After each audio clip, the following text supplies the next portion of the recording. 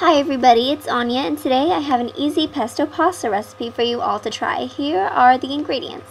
You will need some basil, Parmesan cheese, olive oil, pecans, a lot of garlic, yummy, some tomatoes, and a pound of rotini pasta, but any pasta will do. And of course my dog had to say hi. She walked in and she was like, Anya's cooking, but she was like, I'm thirsty, so she left. But let's get started. Okay, so I have my little food processor right here, and I have 1/3 of a cup of pecans. You can use pecans or pine nuts or walnuts in your pesto sauce. Doesn't really matter, but I like pecans. And I have 2 cups of packed basil leaves, and this basil was incredibly fresh. It was amazing tasting. And I just ground up the pecans before until they were finely ground, and then I added in the basil leaves. Turns out I had to kind of break up the leaves to have them break easier in the food processor. Hope that makes sense, but yeah, it's pretty straightforward. And then you're going to add some garlic. I had 3 cloves of really good garlic. Didn't show you the clip, sorry. But yeah, you had to chop those up a little bit before you put it in the food processor. And here I've just began adding some olive oil.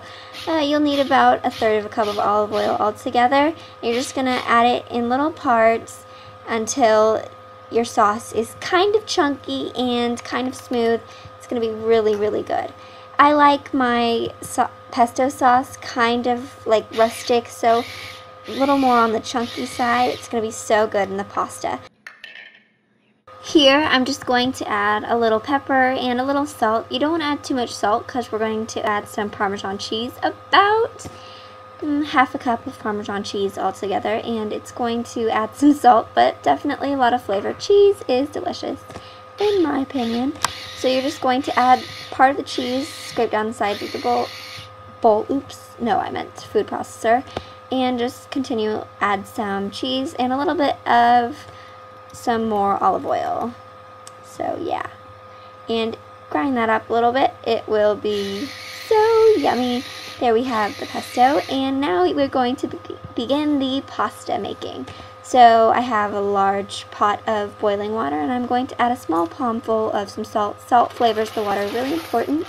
I'm using rotini pasta, but you can use pretty much any pasta, but this one kind of has those little grooves so the sauce can cling to it. I cooked it for about 7 minutes until when the water was boiling. So yeah, it was good, and then I drained it, and here I have my bowl with some pesto, and I ended up taking some of that sauce off, but I don't even know why, because I ended up putting it back in later.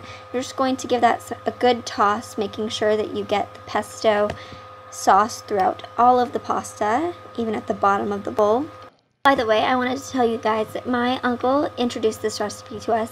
He created it a couple years ago for us for dinner, and we absolutely loved it. It is so fresh, and the basil is amazing.